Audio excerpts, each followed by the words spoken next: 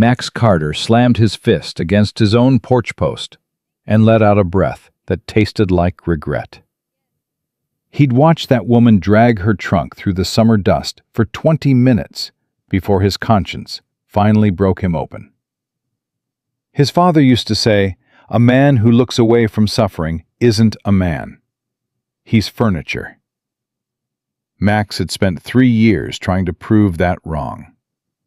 And now, this stranger, this widow with grief carved into every line of her face, was about to board a stage out of Millhaven, and not one soul was going to stop her.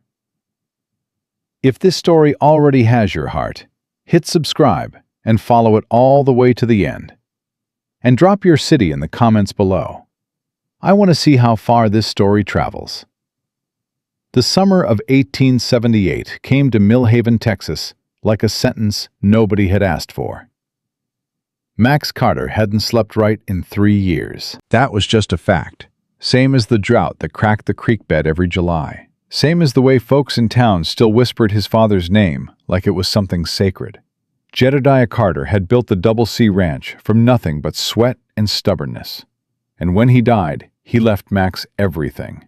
The land, the cattle, the ledger books, and the particular weight of living up to a name that never quite fit right on Max's own shoulders. He was 38 years old. He had calluses on his hands and a reputation in town that stood straight as a fence post. Men respected him. Women looked at him sideways. Children waved from porches. Every Sunday, he sat in the same pew at First Methodist and listened to Pastor Holloway talk about loving your neighbor, and then rode home alone to an empty house and ate whatever Hank, his foreman, had left warming on the stove. He wasn't unhappy, exactly. He just wasn't much of anything, most days. The morning Emily Matthews came to Millhaven was a Tuesday. Max would remember that for the rest of his life. Not because Tuesdays meant anything, but because of what he saw when he rode into town to pick up a fence order from Hollis Hardware. She was standing outside the Millhaven General Store with a trunk at her feet and a carpet bag over one arm, and she was asking Clara Benson something. Max couldn't hear the words, but he could hear Clara's answer clear enough from 20 yards away. "We don't have rooms for women traveling alone, ma'am. You might try the next town." Clara said it the way she said everything, like she was doing you a favor by being honest about it. Max watched the woman with the trunk nod once, slow and deliberate, like she'd expected exactly that answer and was just waiting for it to finish. He tied his horse at the post, went into Hollis Hardware, tried to concentrate on fence wire. He couldn't. Hank Dawson was leaning against the counter inside, jaw working on a piece of jerky, when Max came through the door. "You see that woman outside?" Hank said, not bothering to turn around. "I saw her. Widow, they say. Name's Matthews. Husband died down in San Antonio back in the spring. Some kind of business trouble from what I heard." Max set his hat on the counter. "What kind of business trouble?" Hank shrugged. "The kind that follows a family name around long after the man is in the ground." Max didn't ask what that meant. In a town like Millhaven, he already knew. A dead husband with a ruined reputation was worse than no husband at all. It meant the wife wore the stain of it, whether she'd had a hand in any of it or not. He picked up his fence order and walked back outside. The woman was still there. The trunk hadn't moved an inch. She was looking down the length of Main Street now, her jaw set in a way that Max recognized. Not defiance, exactly. More like a person who'd run out of options and was quietly calculating which direction would hurt the least. He stopped on the boardwalk. "Ma'am?" She turned. She had dark eyes and a face that hadn't smiled in a long while, and she was wearing a gray traveling dress that had been pressed clean and neat, even after what looked like a considerable journey. She looked at him the way a woman looks at a stranger who might be about to make things considerably worse. "Sir," she said. "Careful. I couldn't help but overhear what Clara Benson said to you." I didn't ask you to listen. Max almost smiled. He didn't, but he almost did. No, ma'am, you didn't. I did that on my own. She waited. She wasn't going to make this easy, and he hadn't expected her to. My name is Max Carter. I run the Double C Ranch about 3 miles out. I came in to pick up a fence order, and I'm heading back shortly. He paused. There's coffee at the ranch if you want it. No strings attached. Just coffee and somewhere to sit that ain't the dirt. She stared at him for a moment that stretched out long enough to hear the summer heat pressing down on the street. Why? She said. It was a fair question. Not a single man in this town had tipped a hat at her all morning. Because my father would have done it, Max said. And because you look like you've been standing on that spot for a good while, and nobody else seems inclined to do much about it. Emily Matthews looked at the trunk at her feet. She looked at the general store door, at Clara Benson's curtained window, at the long, empty length of Millhaven's main street. Then she looked back at him. I'm not a woman who accepts charity, she said. It ain't charity, it's coffee. Mr. Carter, I'll load your trunk on the wagon, he said. You can ride in the back or sit up front. Either way suits me fine. And if you decide you'd rather stay in town and work something else out, I'll set it right back down where it is, and we'll part ways with no hard feelings. She was quiet. How do I know you're not trouble? She asked. You don't, Max said honestly. But you're out of options in this town, and I'm offering you one more. She picked up her carpet bag. Just coffee, she said. Just coffee, he agreed. Hank's expression when Max came back to the wagon with Emily Matthews was a portrait in restraint. The older man didn't say a word until they were a full mile outside of Millhaven. Emily sitting on the bench beside Max with her back straight and her hands folded in her lap like she was in a Sunday service. Then Hank, riding alongside on his sorrel, leaned over and said in what he probably believed was a quiet voice, Boss, a word. Later, Hank. Just one. Later. Hank fell back. Emily didn't acknowledge the exchange. Max appreciated that considerably. They rode in silence for a stretch, the summer heat pressing down flat and serious. The kind of heat that made the horizon shimmer and the horses work their ears. Emily looked straight ahead the whole time. Your husband, Max said finally. He hadn't planned to say it. It came out on its own. Is dead, she said. Yes. I'm sorry for that. Are you? She said it without any edge, just honest curiosity. I am, Max said. Losing someone is hard, regardless of the circumstances around it. She was quiet. Then, you heard what they said about him in town. I heard what Hank told me. And it didn't make you think twice about putting me in your wagon? I reckon I make my own judgments about people. She turned and looked at him for the first time since they'd left town. She had a way of looking at a person, like she was trying to locate the angle, the thing hidden behind the kind words. That's either very foolish or very decent of you, Mr. Carter, she said. Probably some of both, he said.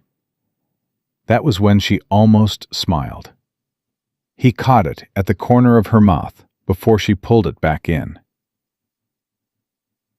The ranch house was big and square and had been built by a man who planned to fill it with family and never quite finished that part of the plan.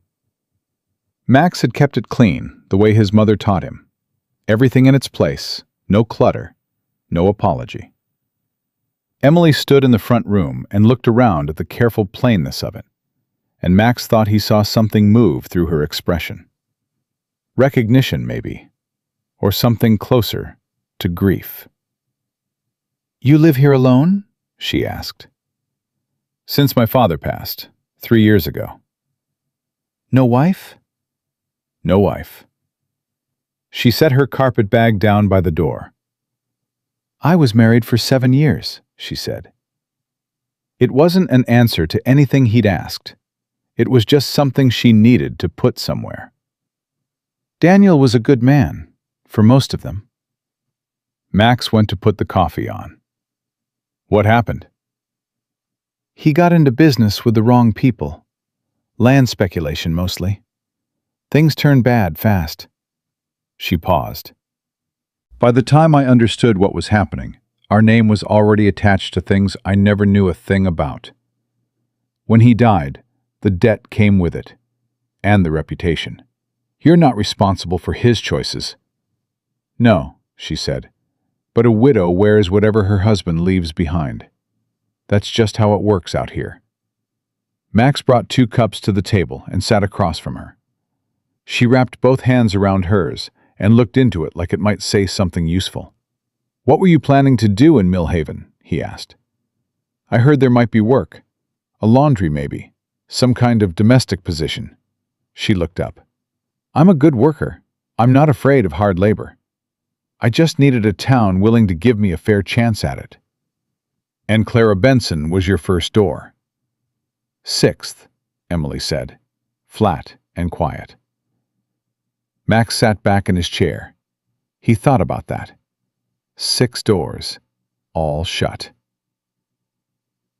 And she was still standing with her back straight and her dress pressed neat and her voice level as creek water. That said something about a person that couldn't be said in words. I need a housekeeper, he said, and help with the books. My handwriting's poor, and I've been getting behind. She looked at him steady. Mr. Cotter. Separate quarters, he said right away. Full wages, same as I'd pay anybody. Hank's wife used to help with the house before she passed. The room off the kitchen's been sitting empty ever since. You're offering me a job. Honest wage for honest work. Emily was quiet for a long time. Max didn't push it. Some decisions needed air. If there's any impropriety, she started. There won't be. Any suggestion of... Miss Matthews? He met her eyes directly. I run a clean operation here. Always have. I'm offering you a position because I need the help, and because you clearly need the work. And that is the beginning and the absolute end of it. She studied him with that careful, measuring look. 2 weeks trial, she said. If it doesn't suit, I move on. That's fair. She held out her hand across the table. Max shook it. Her grip was firm. He hadn't expected otherwise. The trouble started on Thursday, same as it always did in a town where people had more time than sense. By Wednesday evening, Hank had already carried back reports of 3 separate conversations at the feed store that featured Emily Matthews's name, and at least 2 that featured Max's judgment in a way that wasn't flattering. People are talking, Hank said, not looking up from the bridle he was mending. Just so you know. People always talk, Hank. Not like this. He looked up. Sadie Pruitt told my cousin you've gone soft in the head. Barlow at the bank asked me this morning if you'd lost your senses entirely. Max didn't answer right away. And what'd you tell him? Told him you'd always had better sense than most men I knew, and I trusted your judgment. Hank set the bridle down. But Max, I need to ask you myself, what are you doing here? Employing a woman who needed work. That ain't all they think you're doing. Max set his cup down with more force than he'd intended. I don't care a thing about what they think I'm doing.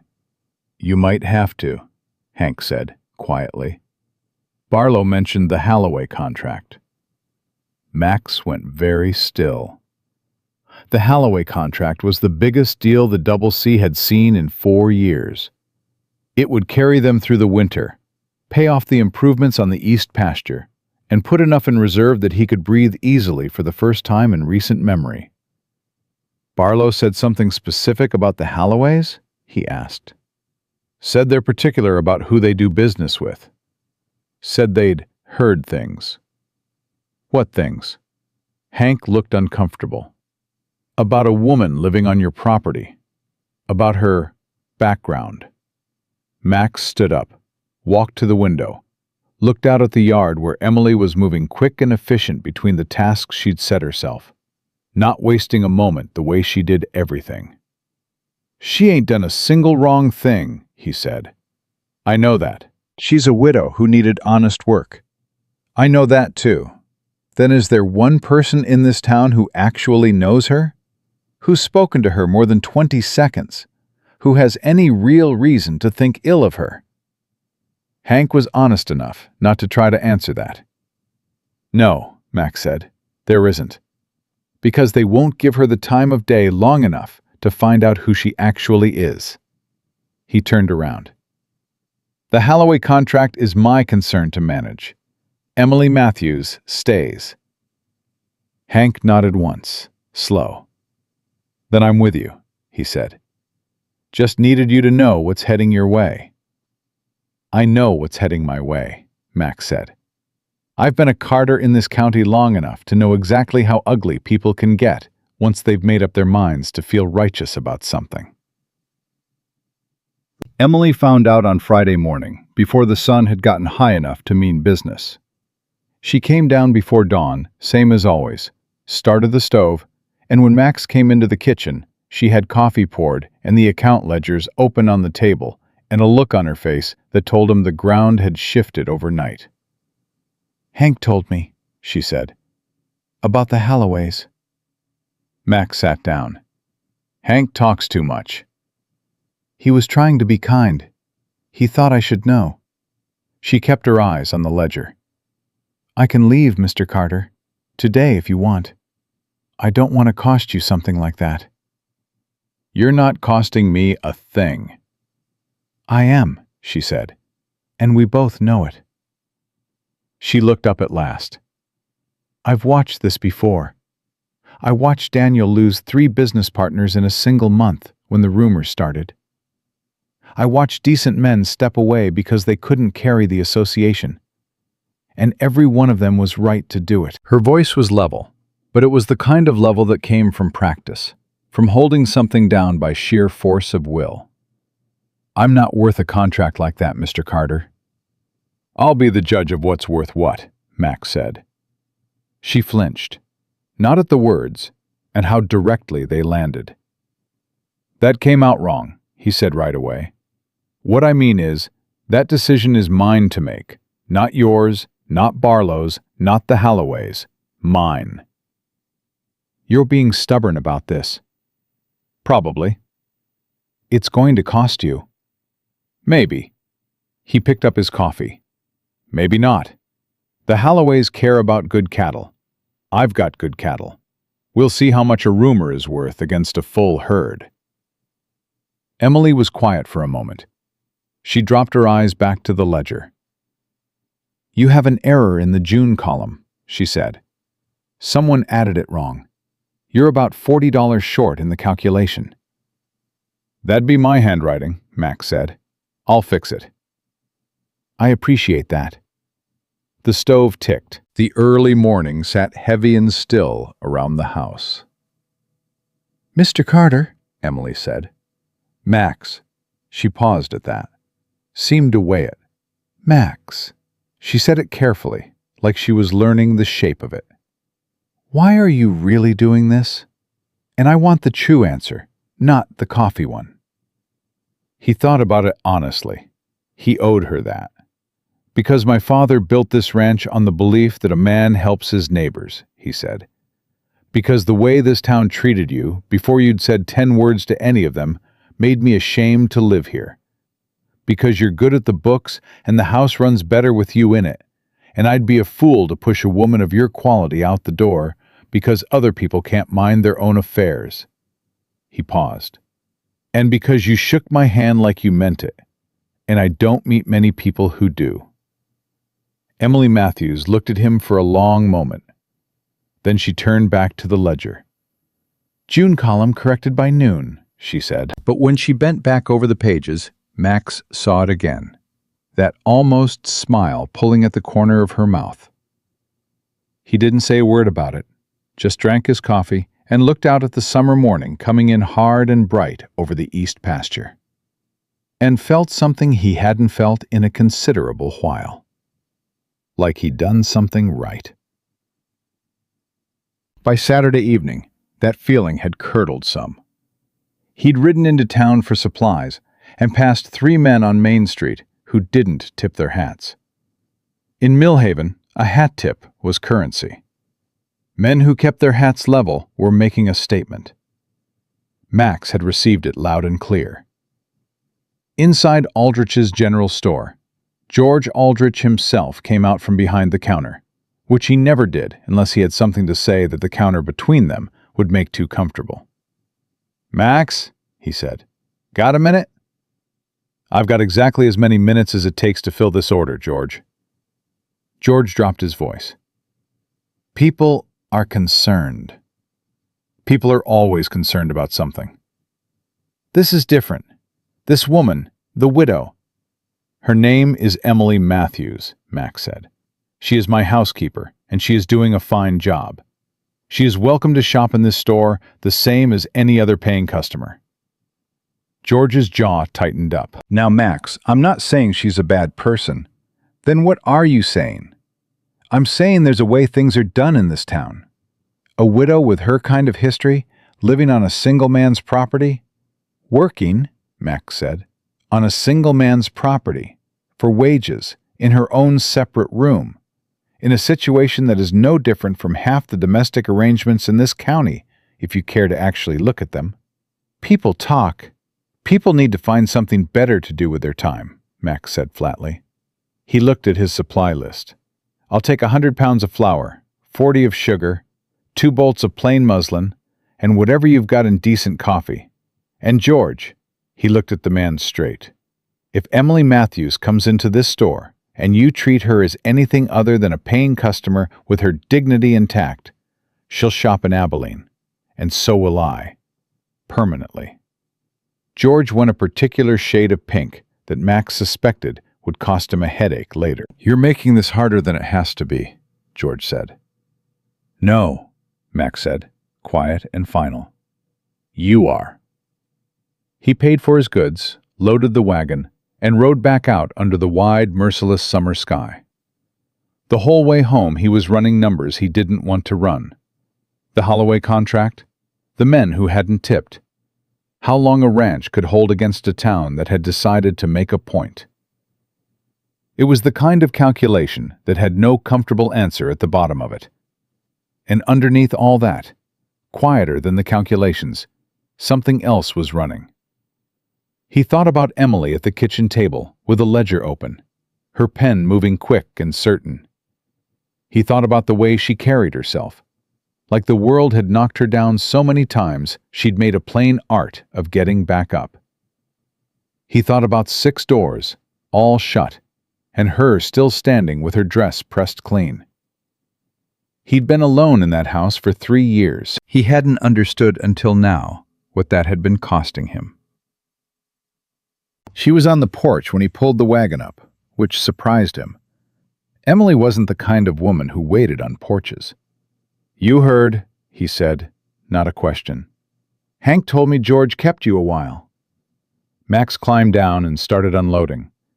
"Hank genuinely does talk too much. Don't blame him."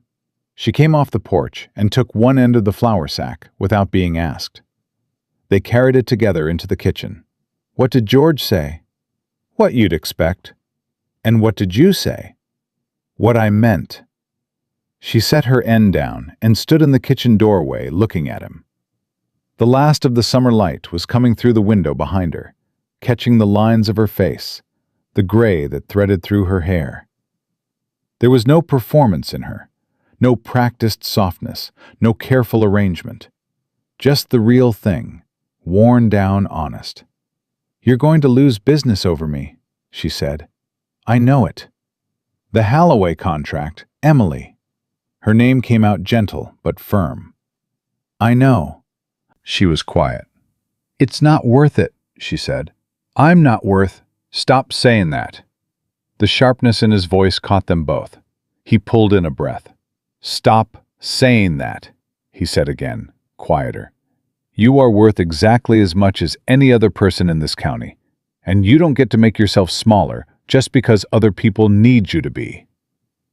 Emily looked at him for a long, still moment. "That's a fine thing to say," she said softly. "I'm not sure I believe it yet." "That's all right," Max said. "You don't have to believe it yet. That's what time is for." He went back out for the rest of the supplies. She stayed in the kitchen and started supper, and neither of them said another word about it that night. But something had been said, something that didn't need repeating, because it had landed exactly where it was meant to. Max Carter went to sleep that Saturday night in the heavy summer dark, and for the first time in 3 years, the silence in the house had a different quality to it. Not empty, not hollow, just quiet. Like a question that had finally found somebody willing to sit with it long enough to hear the answer. And in the room off the kitchen, a lamp burned low for a good while before it went out. The second week started the way trouble usually does. Quiet, and then all at once. Emily had been at the Double C for 9 days when the letter arrived. Max saw Hank bring it in from the post, saw the way Hank's face went careful and still before he handed it over, and knew before he broke the seal that whatever was inside wasn't going to sit easy. It was from Holloway Cattle Company. 3 lines. Formal, bloodless, and precise. Due to recent developments regarding the composition of your household, we have elected to redirect our contract interests for the coming season. We wish you well in future endeavors. Max folded it, put it in his shirt pocket, went back to the fence post he'd been working on before Hank came out, and drove the next nail clean and hard. Hank stood behind him for a full minute before he spoke. "How bad?" "Bad enough." "How much was that contract worth?" "Enough to matter." Max drove another nail. "Don't tell Emily." "Max, I mean it, Hank. She finds out, she'll be packed and gone before supper. And she didn't do a damn thing wrong." Hank was quiet. "She's going to find out eventually." "Eventually isn't today." Max straightened up and looked at him. "You got something to say about it, say it now, and say it plain." Hank took a breath, let it out. "I think you're doing right by her," he said. "I think your daddy would say the same. And I think this town is going to make you pay for it whether you deserve it or not." He picked up the other end of the fence board. "So we better make sure the ranch can carry it." They didn't speak about the letter again. But that evening at supper, Emily looked up from her plate and studied Max's face the way she'd started to do. Quiet, thorough, like reading a page with very small print. "Something happened today," she said. "Long day," Max said. "Nothing worth talking about." "You're lying." He looked at her. "Beg your pardon?" "You eat slower when something's wrong. And you've been cutting that same piece of beef for 4 minutes. She set her fork down. "Max, what happened?" He said nothing for a moment. The clock on the wall counted out the silence. "The Holloway contract fell through," he said. Emily's face did something complicated. She didn't cry. Max had already understood that she wasn't the kind of woman who cried at a table in front of anybody. What she did was go very still, and then very deliberate. And then she set her napkin down neat and folded, exactly parallel with the edge of the plate. "Because of me," she said. "Because of narrow-minded people who don't deserve the business they've got," Max said. "Max, I'm not interested in blame that belongs somewhere else." "Then let me leave," she said. "Let me leave. And you can send word to the Halloways that the situation has changed. You can still save—" "No."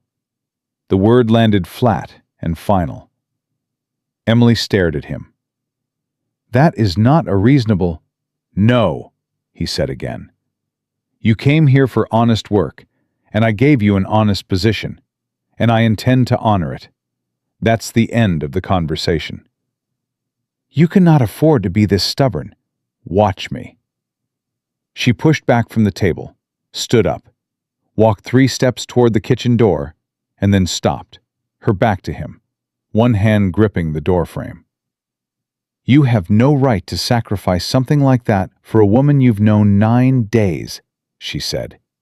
Her voice was tight, controlled, but barely. "I've known you long enough," Max said, "to know you wouldn't ask me to." She didn't move.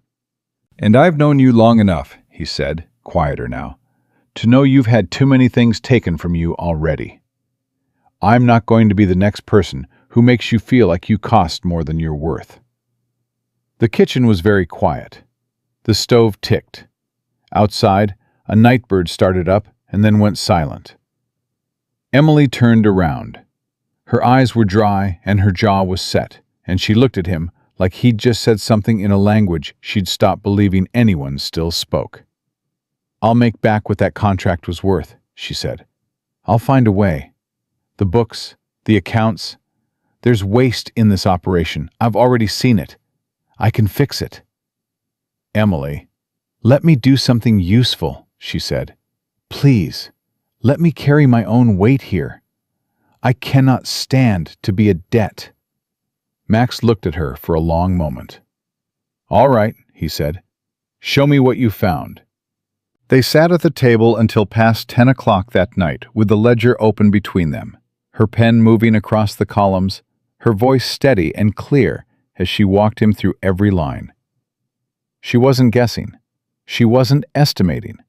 She knew exactly what she was looking at, and what she laid out for him was careful and precise, and added up to a figure that made him sit back in his chair. "Where'd you learn this?" he asked. "Daniel's business, before it went wrong. I managed the household accounts. Then I started managing the supply contracts. Then, when things got bad, I managed everything." She closed the ledger. "I kept us out of debt for 2 years by myself while he was trying to save the name. Then the name went anyway." "That's not nothing," Max said. "No," Emily agreed. "It's not nothing." She looked at the ledger. 3 things you can change immediately. 2 suppliers who are overcharging you by habit. They're counting on you not to look closely. And you're selling yearlings too early every season. You could wait 6 weeks and pull another $8 ahead. Max stared at the numbers she'd circled. $8 ahead, he said. "At your current herd size, that's substantial." He looked up at her. "I need you to stay," he said. Not like a request, just a plain fact laid out honest. Emily didn't answer right away. She straightened the ledger, squared the pen beside it. "2 more weeks' trial," she said, "and we'll see." Max accepted that. He'd learned quickly that half a yes from Emily Matthews was worth more than most people's full commitment, and he wasn't about to push it over a cliff by asking for more than she was ready to give. By the end of that week, 3 things happened in the space of 48 hours that changed the shape of everything. The first was Martha Aldrich, George's wife, who Max had always found considerably more decent than her husband, who stopped Emily at the dry goods side of the store on Thursday morning and, in a low voice while George was occupied in the back, said, "You don't know me, but I know what it is to start over in a town that won't let you. You're doing fine, honey. Don't let them shake you." Emily told Max about it that evening. Her voice was careful when she did, like she wasn't sure whether to trust it. "Martha Aldrich," Max said. "Huh. You sound surprised." "I'm pleased," he said. "Surprised would be if George said it." Emily looked at her hands. "1 person," she said. "That's all it was. 1 person's more than 0. It's not enough to matter." "Give it time," he said. The second thing was worse. Friday afternoon, Max rode into town for a meeting at the bank with Barlow, who had sent him a note asking to discuss the matter of an outstanding loan on the East Pasture improvements. It was a loan in good standing, with 3 full years left on the term, and Max had never missed a payment. And both of those facts together told him that the meeting wasn't actually about the loan. It was. Barlow sat across from his own desk and folded his hands and said, in a tone that was all professional regret and no actual remorse, that the bank had reviewed his account in light of recent circumstances and determined that a renegotiation of terms might be prudent. "What circumstances?" Max asked. His voice was perfectly even. "Community perception plays a role in creditworthiness," Barlow said. "The bank has to consider—" "You're changing the terms of a loan I've never defaulted on," Max said, "because of what people are saying about my housekeeper?" Barlow cleared his throat. "We prefer to frame it as a proactive review. Frame it however you like." Max leaned forward in the chair. "Here's how I frame it. I've banked here for 11 years. My father banked here for 20 before that. I have never missed a payment, never asked for a deferral, and never given this institution a single legitimate cause for concern." He stood up. "You renegotiate these terms, and I'll call the loan entirely, pay it off with a reserve account, and take my future business to Abilene. And I'll tell every rancher I know exactly why." Barlow went the same shade of pink that George Aldrich had gone the week before. "Now, Max, yes or no, George, are we changing these terms?" A long pause. "No," Barlow said finally, stiffly. "The terms stand." "Good." Max picked up his hat. "Then we're done here." He made it all the way back to his horse before his hands started shaking. Not from fear, from the specific fury of watching a town he'd lived in his entire life contort itself into something ugly over a woman who had never done them a single harm. He rode home. He didn't tell Emily about Barlow. He told Hank, who listened without interrupting, and then said, "You can't keep shielding her from all of it." "I can try." "You can try," Hank said, "but she's going to figure it out. Woman like that, she's already adding it up. She may not have the numbers yet, but she can feel the direction." Max didn't answer, because Hank was right, and they both knew it.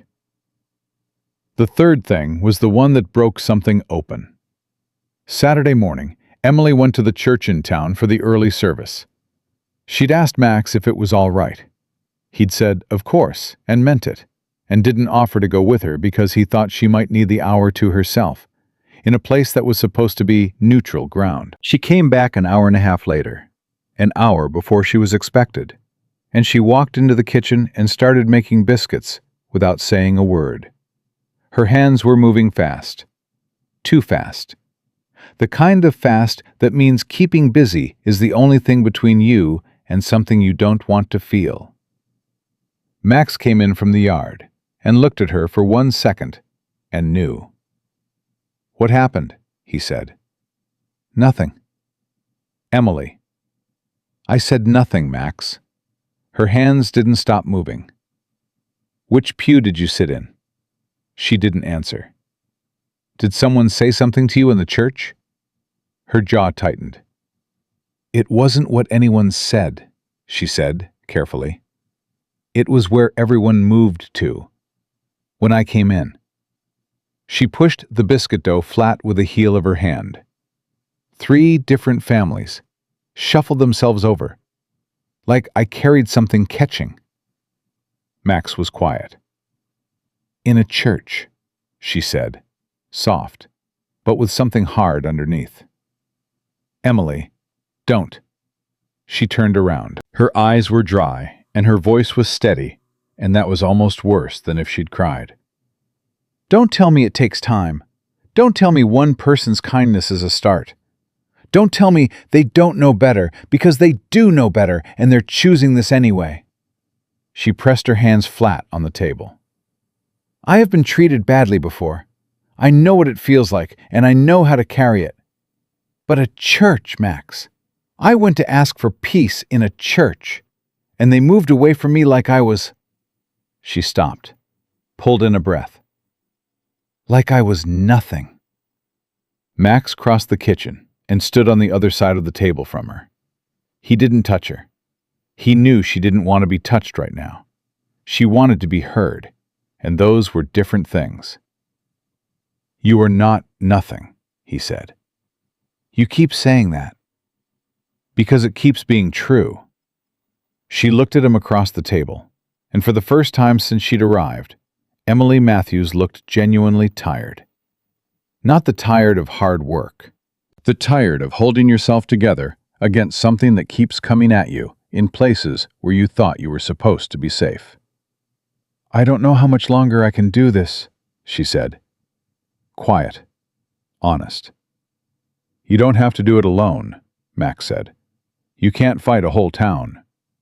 I don't have to fight the whole town. I just have to stand right here. He kept his eyes steady on hers. I'm not going anywhere, Emily. I need you to understand that. I don't care what Barlow says at the bank, or what those families do at the church, or who doesn't tip their hat on Main Street. I know who you are. I've watched you work. I've sat across from you at that table every morning for 10 days. And I know you're worth a hell of a lot better than people who've never bothered to find out. Something shifted in her face. Not the almost smile. Something quieter than that. Something that looked like a woman deciding, slowly and carefully, whether she could afford to believe someone. She picked up the rolling pin. Your biscuits are going to be good, she said. It wasn't a thank you, but it was something. Max understood the language by now. He poured himself coffee and sat down and let her work in peace, and neither of them said anything else for a while. And the kitchen was warm and close and full of the kind of ordinary that felt, after everything, like a very particular kind of grace. The town council met on the second Monday of every month at the Millhaven meeting hall, and Max had attended nearly every session since his father died, the same way his father had before him. It was duty mostly, the particular duty of a man who had enough weight in the county to make a difference, and who couldn't comfortably ignore the things that difference obligated him to. He almost didn't go that Monday. He went. He knew the moment he walked in that it was going to be about Emily. The seating arrangement told him. The way men who'd been neighborly to him for years positioned themselves slightly away. The way conversations stopped in pockets when he moved through the room. The way Warren Hobbs, who ran the council and had the particular self-importance of a small man handed a small amount of authority, was watching him from across the room with the careful expression of someone who'd already decided how the evening was going to go. Max sat down, said nothing, waited. The first 40 minutes were other business. Routine. A well repair near the East Road, a complaint about the new freight route, minutes from the last session. Max listened and said nothing, and waited, and watched Hobbs try to look like he wasn't building to something. Then, there is one additional item, Hobbs said, shuffling his papers. He said it the way a man says a thing when he wants everyone to think it's spontaneous, and nobody in the room is fooled. It has been brought to the attention of several council members, Hobbs continued, that a situation has developed at the Double C Ranch that is creating some concern within the community. I think we owe it to each other to address it directly. Every head in the room turned toward Max. Max looked at Hobbs. He kept his face entirely still. A widow woman by the name of Emily Matthews, Hobbs said, whose late husband's name was connected to several unfortunate business ventures down in San Antonio, has taken up residence on Mr. Carter's property. Now, I don't think anyone here questions Max Carter's character. Not at all. But we do have to consider what message this arrangement sends, and what it means for— What message? Max said. His voice was quiet. So quiet the room went still to hear it. Specifically. Hobbs blinked. I beg your pardon? I'd like to know specifically. Max stood up, slow and deliberate. What message, specifically, is being sent by a man employing a widow woman who needed work, in her own room, for fair wages, doing an honest job? He looked around the room. I'd like to hear someone in this room say it plainly, because I'm having some trouble understanding how that situation is the business of this council. Hobbs gathered himself. Max, the concern is that she makes some of you uncomfortable, Max said. Because she's had hard luck, and she wore her husband's trouble, and she doesn't have anyone standing up for her, and that makes her an easy target. His eyes moved around the room, and men who'd looked straight at him for years found reasons to look somewhere else. I've known most of you my entire life. Some of you knew my father. He used to say that how a community treats its most vulnerable people is the only honest measure of what that community is actually worth. He picked up his hat. Emily Matthews came here with nothing but her dignity and her willingness to work. And this town has spent 2 weeks trying to take even that from her. He put his hat on. I'm not going to pretend to think well of that. And I am not going to help you make it happen. She stays. And if any of you have something to say about that, you are welcome to come say it directly to my face, on my property, where I can answer it properly. He walked out. The door didn't slam.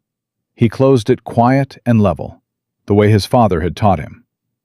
Because a man who can hold himself together when he's angry is more frightening to his opponents than one who can't.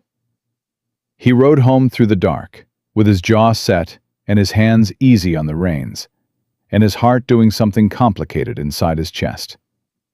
He thought about Emily at the kitchen table, her pen, her straight back, 6 doors, a church pew that emptied when she sat down. He thought about what he'd said to the council, and he thought about how he hadn't been entirely sure, until the words came out, exactly what Emily Matthews meant to him. He was considerably more sure now. The problem, the real problem, was that being sure about a thing and knowing what to do with it were 2 entirely different matters. And he'd made her a promise. Honest work, separate quarters, no strings. He was an honorable man, and he intended to keep every word of it. But an honorable man could still feel things he hadn't planned on feeling. He just had to be smart enough not to say them before they were wanted, and patient enough to wait and see if they ever would be. She was still up when he got home. He could see the light under the kitchen door before he reached the porch. He went in. She was at the table with a cup of tea and the account ledger she'd already finished correcting 3 times, which meant she wasn't actually working. She was waiting. "You went to the council meeting," she said. "I did. Hank told me there was talk about bringing up—" "Hank told you." "He thought I should know." She looked at him steadily. "What happened?" Max hung his hat, sat down across from her. "I said what needed saying." "What did you say?" He met her eyes. "I told them you stay." The kitchen was very still. "Max," she said, and her voice, for the first time since she'd arrived, had something in it that wasn't carefully controlled, something that cracked, just slightly, at the edges. "Max, you cannot keep doing this. At the bank, with George Aldrich, now the council. Do you understand what this is going to cost you?" "I understand perfectly." "Then why—" "Because someone has to stand up," he said, "and it might as well be me." She looked at him for a long time. The lamp burned low between them. Outside, the summer night pressed close and dark and full of insects singing their one-note song. "I don't know how to thank you," she said finally, soft, not her usual voice, her real one underneath all the careful management. "Then don't," Max said. "Just stay." She wrapped both hands around her teacup, looked down at it. "I'll stay," she said, "a while longer." It wasn't everything, but coming from Emily Matthews, after everything she'd been through and everything it had already cost them both, Those 3 words landed with the weight of something much larger. Max nodded. "Good," he said quietly. And neither of them said anything else that night, but something between them had shifted. Tilted past the careful arrangement they'd agreed to, past the 2-week trial and the honest wages and the separate room, into territory that neither of them had expected, and both of them could now feel, unmistakably, under everything else. The question wasn't whether it was there. The question was what on earth either of them was going to do about it. The shift happened the way most important things do, not all at once, but in small, accumulating moments that you don't fully recognize until you're already standing somewhere new, looking back at where you started. It was Hank who noticed first. "You're smiling," he said, 2 mornings after the council meeting, watching Max come in from the east pasture with his hat pushed back and his jaw unclenched for the first time in recent memory.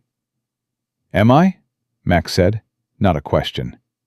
Like a man who's made up his mind about something. "I've made up my mind about a lot of things." Hank squinted at him. "This is different." Max took a long drink of water from the canteen and didn't answer. And Hank, who was wise enough to know when he'd gotten as much as he was going to get, went back to work. But he was right. Something had settled in Max in the days since he'd walked out of that council meeting. Some internal argument he'd been having with himself had reached a verdict, quiet and certain. And whatever came next, he knew which side of it he was standing on. The problem was that knowing where he stood and knowing what to do about Emily were still 2 entirely separate questions.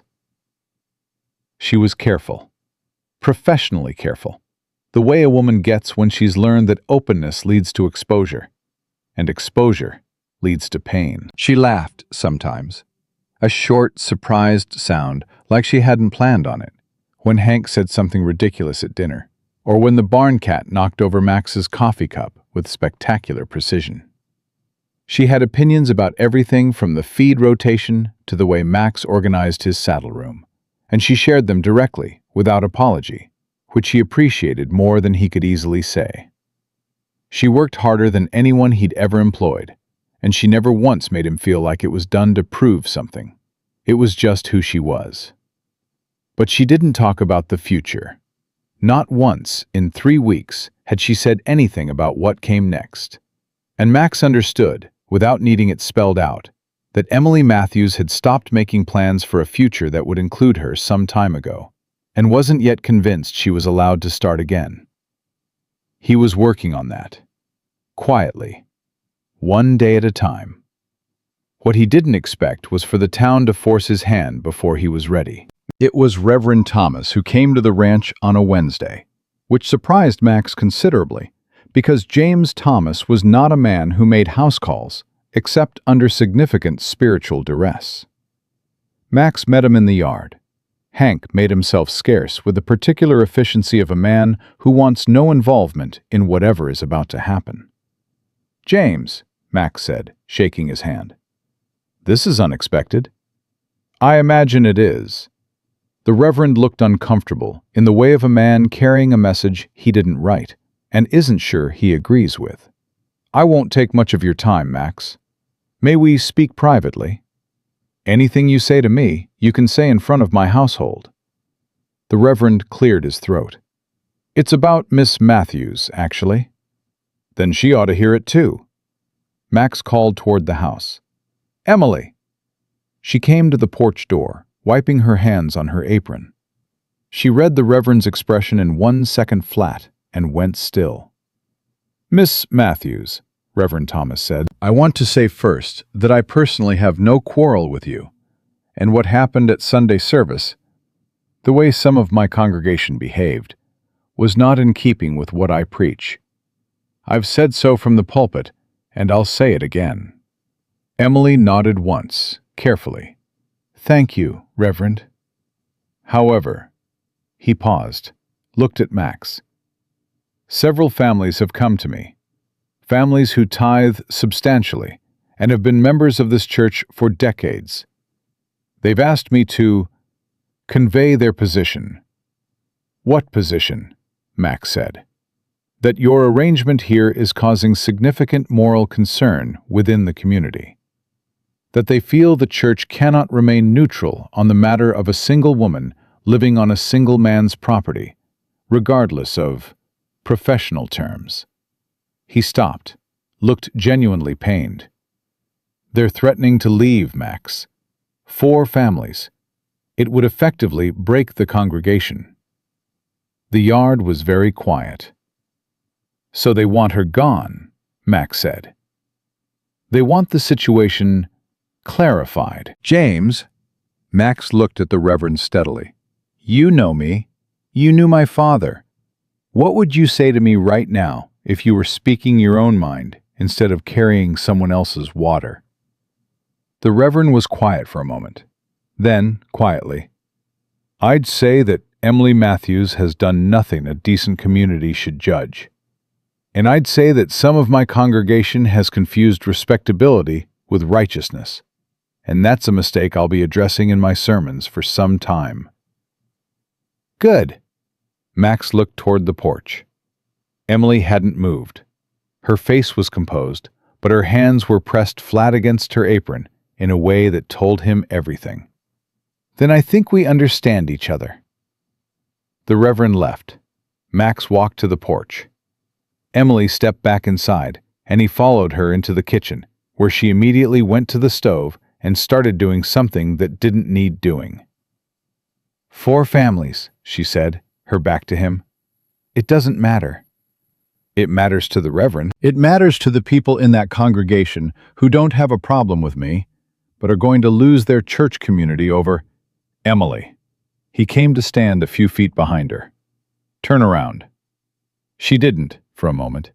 Then she did. Her eyes were steady, but her jaw was working. And Max could see the precise effort it was taking her to hold everything level. I'm going to ask you something, she said, and I need an honest answer. Always. Is this worth it? She looked at him with the directness that he'd come to understand was her most honest mode. No softening, no angles, just the straight truth dropped on the table between them. Not the ranch, not the business. Is keeping me here worth what this town is going to make you carry for the rest of your life? Max looked right back at her and said, Yes. Max, yes, that's the answer. You want it honest, and that's honest. She pressed her lips together. You barely know me. I know you well enough. You don't. I know, he said steadily, that you are the most capable, honest, and decent person who has sat at that table in 3 years. I know you've never asked me for a single thing you didn't intend to earn back twice over.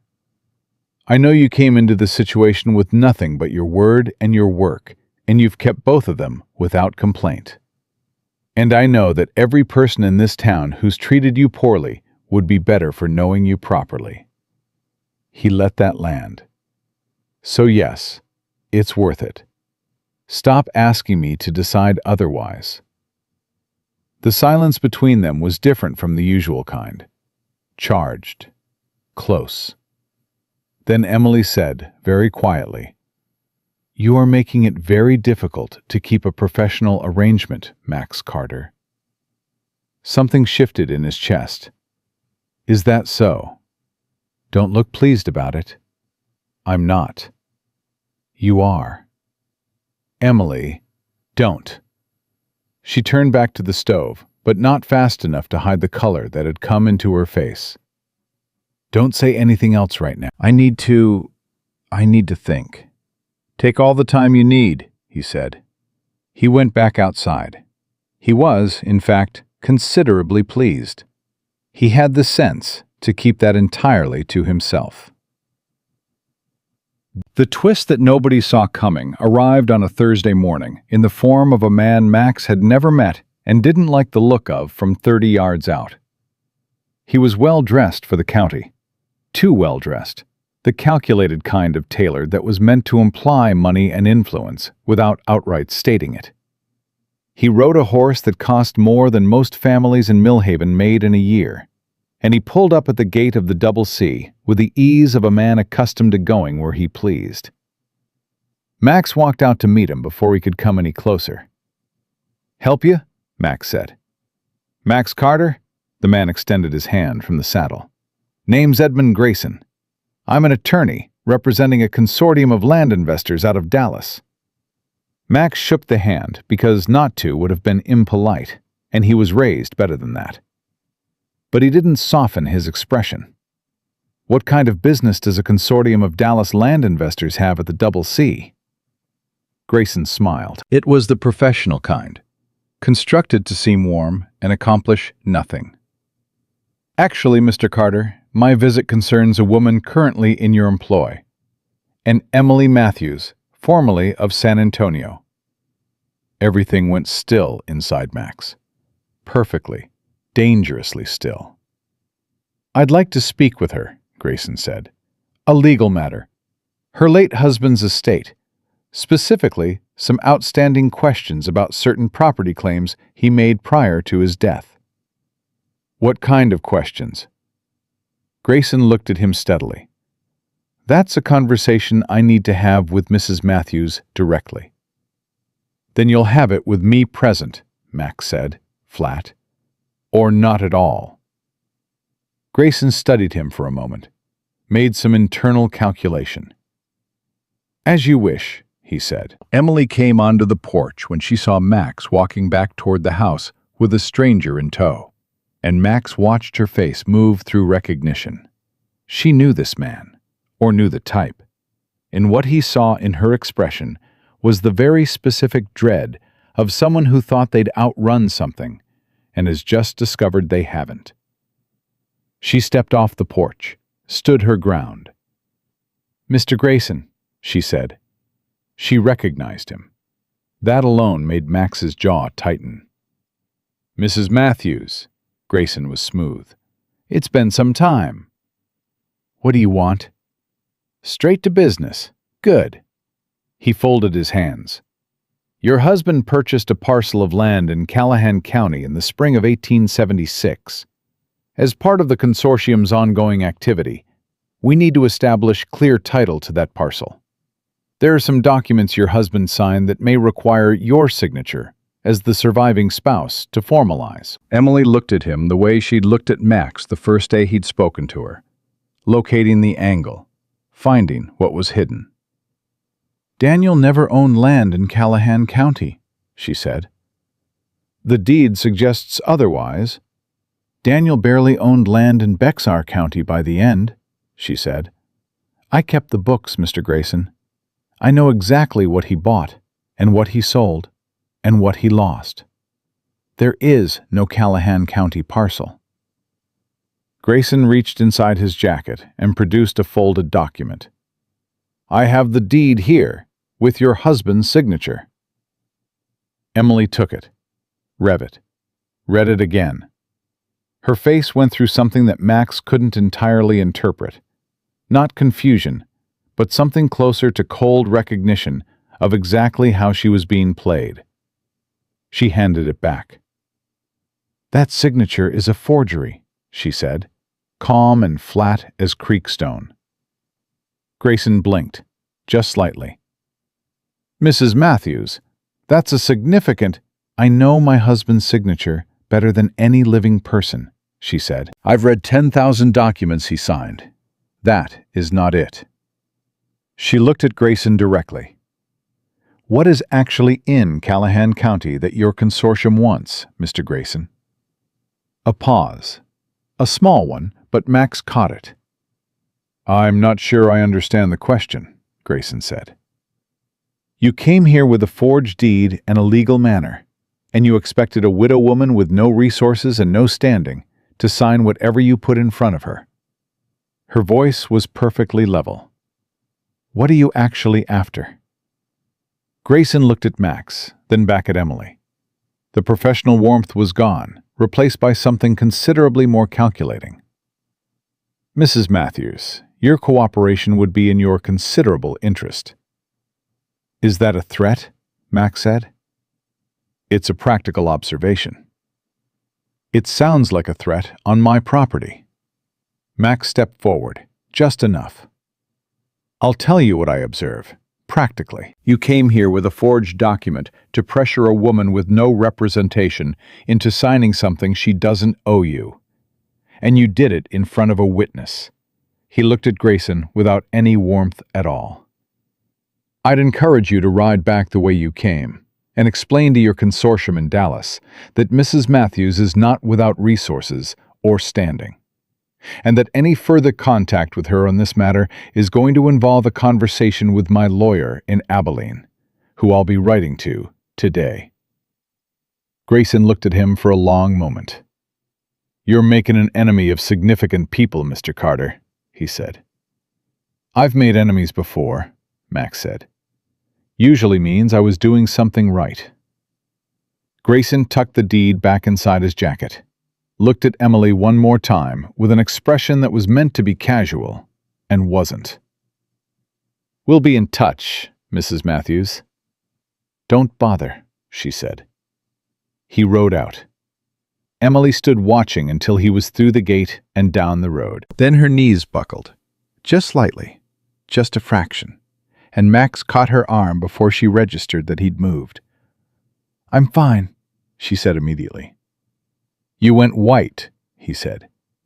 I'm fine, she straightened, but she didn't pull her arm away. I know what they want. There's a water source in Callahan County, a seasonal river, but reliable. Daniel told me about it once. Said someone was trying to buy it up cheap before the railroad came through.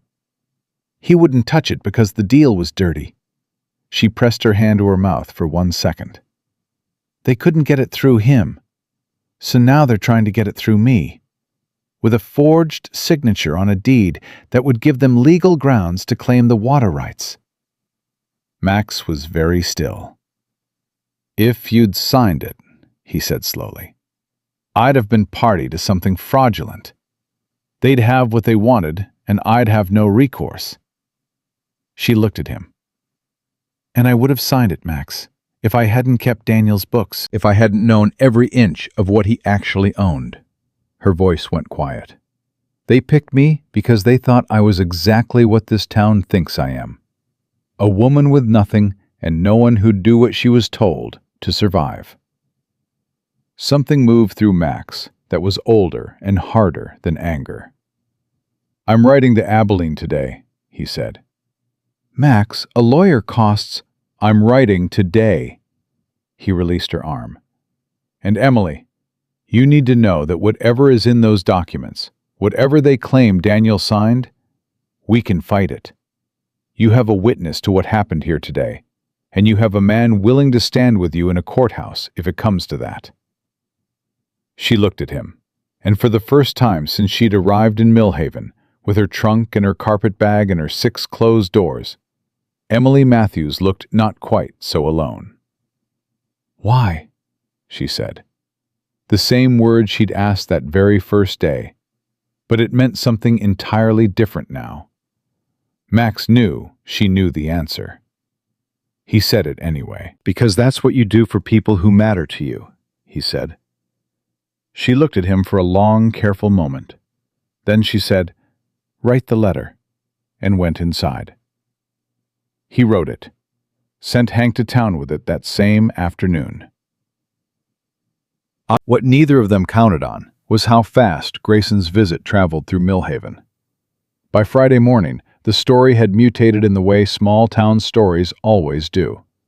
The truth compressed, and the speculation expanded, until what people were discussing over their morning coffee was something that resembled the actual events the way a reflection in a muddy puddle resembles a face. What Max heard secondhand, through Hank, was that people were saying a lawyer had come from Dallas to collect money Emily Matthews owed from her husband's debts, and that Max Carter had threatened the man off his property at gunpoint. There was no gun. Max hadn't even been wearing his. They're working themselves up, Hank said, tiredly. Sadie Pruitt is saying you're protecting a criminal. Emily Matthews is not a criminal. I know that. She's the victim of one. There's a distinction. I know that too. I'm telling you what they're saying.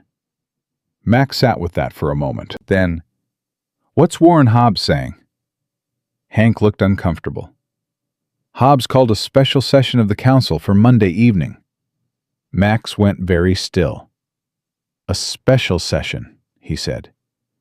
Word is he wants to discuss community standards, property arrangements. Hank paused. And whether certain situations constitute a disruption to the peace of the town. They're going to try to force her out, Max said. They're going to try to make it official this time. Give it the weight of council authority. Max stood up. Then I'll be there Monday, he said. Max, and so will she. Hank blinked. You want Emily at the council meeting? No, Max said. I don't want her there. But she deserves to be. She deserves to sit in that room and hear whatever they plan to say. And she deserves to see someone answer it. He met Hank's eyes. This town thinks she's got no one. I'm going to make sure they understand differently. He told Emily that evening. He laid it out plain. The special session, Hobbs, what Hank had said about community standards. He didn't soften any of it. She deserved the full picture. She listened without interrupting. When he finished, she said, You want me to go. I want you to have the choice. She was quiet for a long moment. If I go, she said, and it doesn't go well, it's worse than if I stayed home. They'll see it as confirmation of everything they think. And if it goes well, then maybe it changes something. She looked at her hands on the table. That's a significant maybe.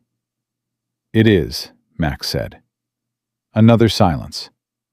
What are you going to say to them? She asked. Max looked at her across the table. At the woman who'd showed up in his town with nothing and built herself back up in his kitchen, day by day and column by column, and quiet conversation by quiet conversation, until the house felt different just for having her in it. The truth, he said. All of it. Emily looked at him steadily. Then I'll go, she said. If you're saying the truth, I'll be there to hear it. She reached across the table, and for a moment he thought she was going to take his hand, but instead she picked up the ledger. You have a supply order tomorrow that's wrong, she said. Let me show you. She was doing what she always did, retreating into the work when the feeling got too large to hold comfortably. Max understood. He let her. But his mind was already on Monday, on what he was going to say in that room, in front of every man in Millhaven, who decided to make Emily Matthews their particular project. Some moments in a man's life come at him whether he's ready or not. Monday was going to be one of them. He could feel it settling into his bones the way weather settles, the specific weight of something coming that's going to change the shape of things, permanently, one way or another, whatever it cost him. He intended to pay it. Monday came in hard and hot, the way the worst days always do, without apology, without warning, just sudden and full and impossible to avoid. Emily was quiet at breakfast, the useful kind of quiet that wasn't withdrawal but preparation, the kind Max had come to recognize as her pulling everything she had inward and organizing it before she needed it. She ate without tasting anything. He could tell by the mechanical way she moved her fork, and she poured his coffee before he'd ask for it, which she only did when she was thinking about something else entirely.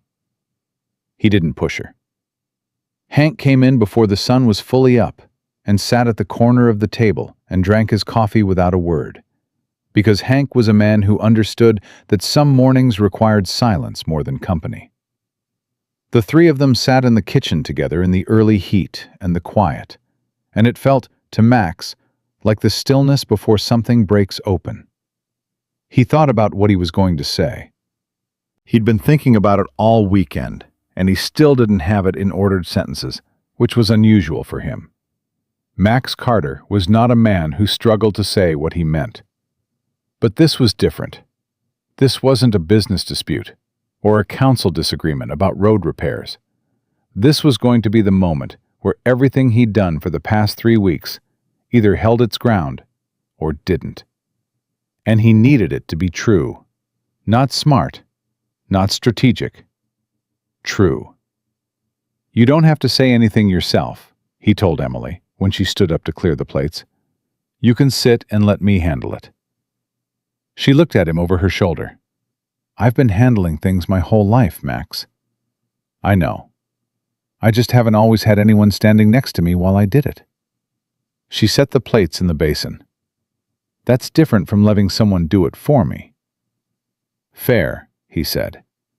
She dried her hands on the towel hanging by the stove. "What time?" 7 o'clock. "Then I've got 6 hours," she said, and she went to the ledger on the side table and opened it and picked up her pen. And that was that. They rode into Millhaven at 6:30, the summer evening pressing down warm and insistent, the kind of heat that made the air feel thick enough to push through. Max drove the wagon.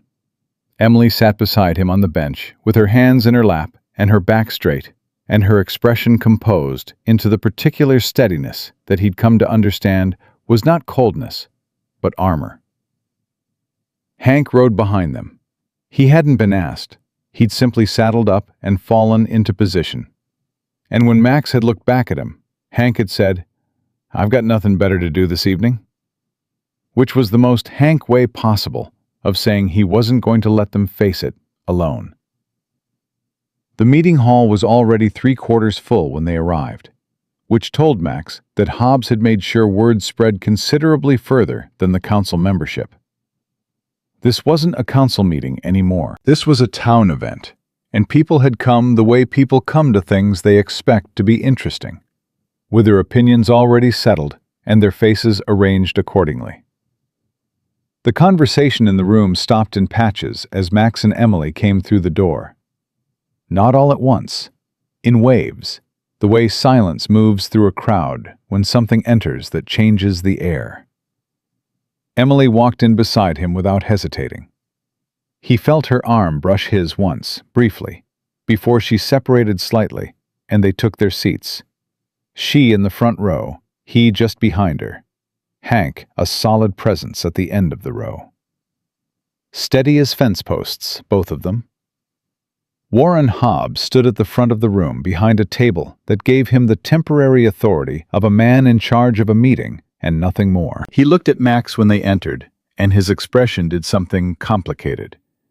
Irritation and discomfort, and the particular tightening of a man who'd planned an execution and just discovered the condemned had walked in on their own feet. "We'll come to order," Hobbs said. The room settled. Hobbs began with procedural preamble, the kind of careful, loaded language that politicians use when they want to say something specific while maintaining the appearance of generality. Community welfare, established standards, the importance of social order in a growing town.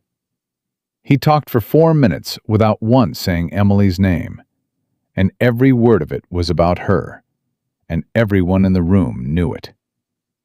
Max watched Emily's back while Hobbs talked. She didn't move, didn't flinch. She sat like a woman who had heard herself discussed as though she weren't in the room before, and had decided that the best possible response was to be more present, not less. Then Hobbs said it, finally, plainly, after all the preamble. "The council has received multiple formal complaints regarding the living situation at the Double C Ranch, specifically the continued residence of a woman of uncertain background and reputation on the private property of an unmarried man, in a manner that the community finds—" "I'd like to speak." Emily's voice was clear and level, and it cut through Hobbs' sentence like a clean blade. The room went very still. Hobbs blinked. He hadn't expected her to speak. Nobody had. "Mrs. Matthews, this is a council. I understand what it is," she said. "I'm standing in it. I'd like to speak." Hobbs looked at Max. Max looked back at him with an expression that communicated, precisely and without any warmth whatsoever, that he was going to let her speak, whether Hobbs approved it or not. "The floor is available," Hobbs said stiffly. Emily stood. She turned to face the room, which meant facing the 40-odd people who had gathered to decide, in one form or another, what to do about her existence in their town. She looked at them, not quickly, but steady and thorough, the way she read a ledger, taking in every line before she said a word. Then she said, "My name is Emily Matthews. My husband was Daniel Matthews of San Antonio, and he died in March of this year. And whatever he did or didn't do in his life and his business, I am not him. I am his widow." She paused. "I came to this town because I needed work, and I was told there might be some. I was turned away from 6 establishments before Mr. Carter offered me an honest position for honest wages in my own separate quarters on his property. I have worked every day I've been there. I've kept his books, managed his household, and identified savings in his operation that will outweigh my wages many times over." Another pause. "I have not broken any law. I have not caused any harm. I have attended church and kept to myself and done my work. And I have watched this town discuss my character, my reputation, and my right to exist here by people who have never once asked me my name or given me 30 seconds to prove I am anything other than the story they've already decided I am." Her voice didn't shake, not once. "I am asking you now, as plainly as I know how to ask, to extend to me the same basic fairness you would extend to any stranger who came here wanting nothing but to work and live decently. That's all I've ever asked of anyone in this town. And so far, almost none of you have managed it." The silence in the room was the kind that has weight. A woman in the 3rd row, Max didn't know her well, a farmer's wife from the south edge of town, pressed her hand briefly to her mouth. An older man near the back shifted in his seat and looked at the floor. Hobbs recovered first. "Mrs. Matthews, the council appreciates your statement. However, the concern is not solely your personal conduct, but the arrangement itself, which creates the appearance." "The appearance," Max said. He stood up. He hadn't planned to yet, but Hobbs had used that word, and he wasn't going to let it sit unchallenged. "The appearance. Let's talk about appearances, Warren." He stepped forward so he was standing beside Emily. He didn't plan that either. It happened the way certain things happen when you've stopped arguing with yourself. Naturally, and without requiring a decision. Emily Matthews walked into this town 5 weeks ago with nothing but her labor and her word. She has kept both of them without fail. She is the best worker I've employed in 11 years of running the Double C, and she has more integrity in 1 hour of her workday than some of what I've seen in this room tonight. He looked around. Steady. Not angry, not performing. Just saying what was true. "The Holloway contract fell through because of what people were saying about my household. Barlow at the bank tried to renegotiate a loan in good standing for the same reason. A lawyer came from Dallas with a forged deed and tried to pressure her into signing documents that would have robbed her of everything, because they assumed she was exactly what you've made her. A woman with no one to stand up for her." He let that land. "The real disruption to this community's peace," he said, "isn't Emily Matthews. It's the willingness of this town to destroy a decent woman rather than do the harder work of extending ordinary human decency." He looked at Hobbs directly. "I will not be asking her to leave. I will not be changing our arrangement. And if this council wants to pass some ordinance about it, I will have a lawyer in this room before the ink is dry who will explain in precise legal terms exactly how much ground you're standing on, which is none." Hobbs opened his mouth. "And one more thing." Max's voice was quieter now, but somehow that made it carry further. My father built the Double C because this county gave him a chance when he had nothing. He used to say a town that forgets how to show mercy is a town that's already dying. It just doesn't know it yet. He let that land. I'd hate to see him proved right. He sat down. The room was silent for a long moment. Then, from the back, the same older man who'd been looking at the floor, a quiet voice said, "He's right." Just that. 2 words. But in a room that had been entirely committed to its position 30 minutes ago, 2 words were enough to create a crack. Hobbs called for a short recess, which was the council's way of admitting they hadn't expected the evening to go this direction and needed a moment to recalculate.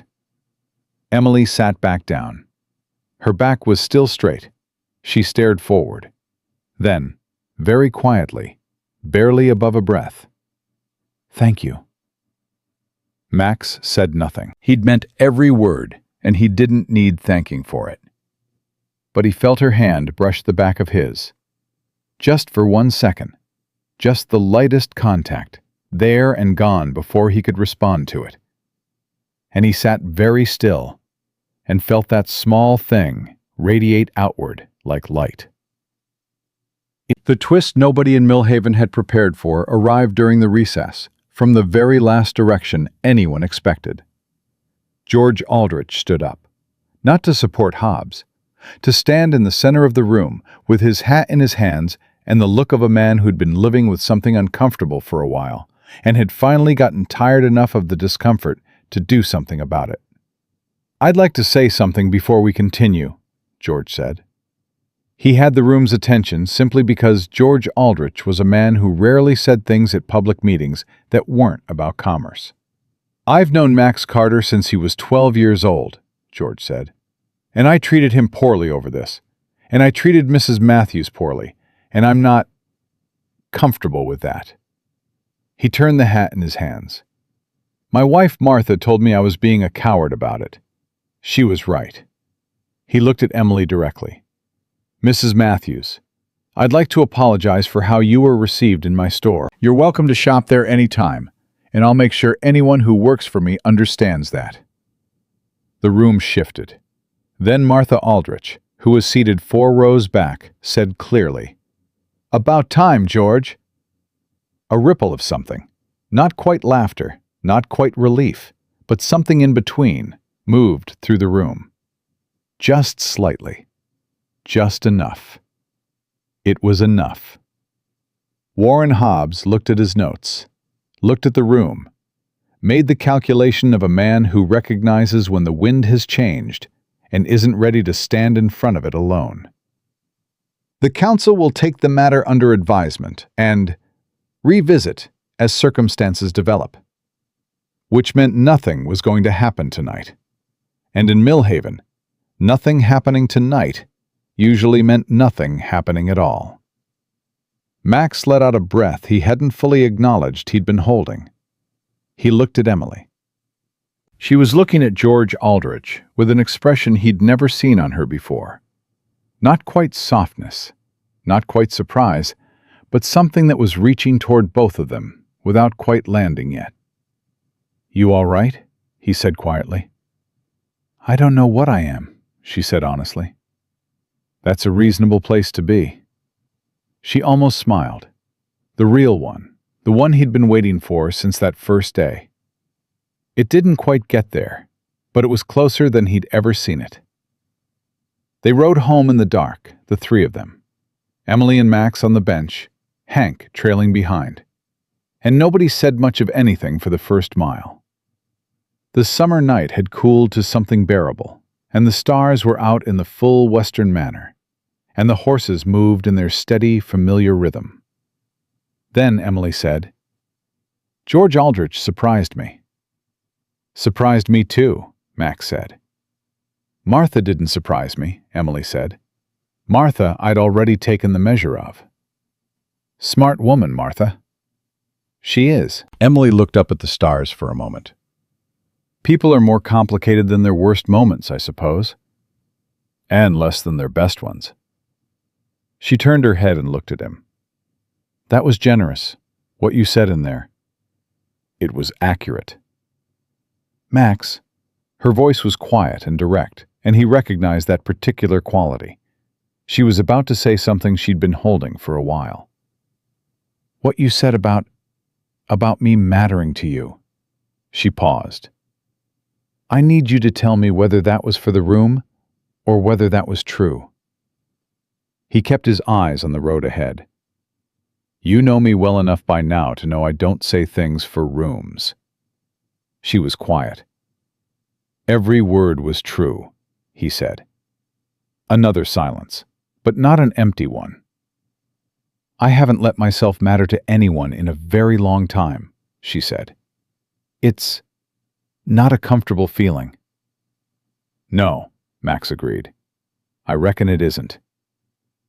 I don't know what to do with it.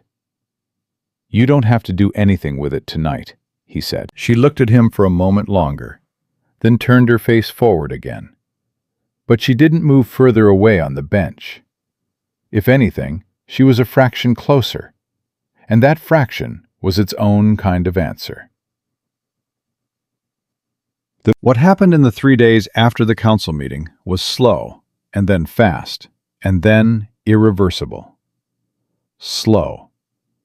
Tuesday morning, the farmer's wife from the South End, her name was Ruth Calloway, Max learned, came to the Double C with a jar of preserved peaches and left them on the porch without knocking, with a card that said simply, "From a neighbor who should have spoken sooner." Emily found it when she went out to sweep, and she stood there holding the jar for a long moment before she brought it inside and set it on the kitchen shelf, and didn't talk about it directly, but made peach preserves with the biscuits the next morning without being asked. Fast. Wednesday, 3 men who'd pulled their hat business from Max, 2 ranchers and a feed supplier, appeared at the Double C inside the same afternoon to discuss reinstating their arrangements. None of them mentioned Emily by name. None of them apologized outright. But they came, and that was its own form of recalibration. Max was professional about it. Inside, he was quietly satisfied in a way that had nothing to do with money. Irreversible. Wednesday evening, a writer came from Abilene. Not a letter this time. The lawyer himself, a man named Franklin Dodd, who owed Max's father a favor that had compounded considerable interest over 20 years, rode in just before dark and sat at the kitchen table and spread out 3 documents and said, in his direct way, "I found some things your friend Grayson would rather you didn't know." Emily sat across from him, with her hands flat on the table and her expression completely still. "Tell me," she said. Franklin Dodd told her. The consortium Grayson represented had done this before. Found vulnerable widows or indebted families with some tenuous connection to land parcels near the rail expansion route. Manufactured documentation and leveraged pressure to get signatures on deeds that transferred water or mineral rights for nothing. 3 cases in 2 counties. All had been settled quietly because the victims had no resources to fight. The Callahan County parcel, Dodd said, has a seasonal river on it. The railroad will need reliable water sources when the line comes through, which is projected for next spring. That water is worth considerably more than the land. He folded his hands. Grayson's deed is fraudulent, demonstrably so, if your husband's actual signature can be compared to any authenticated document. Emily stood up and went to the side room and came back 2 minutes later with a leather document folder that Max hadn't known she carried. She set it on the table, opened it, and spread out 3 letters in her husband's handwriting. Dodd looked at them alongside the forged deed for 30 seconds. "That's not even close," he said. "No," Emily said. "It isn't." "Then we file a complaint with the district court in Abilene, and we subpoena Grayson's records. And this consortium will find itself the subject of an investigation that will make them considerably less interested in Mrs. Matthews." He looked at Max. "This will cost." "I know," Max said. "Max," Emily started.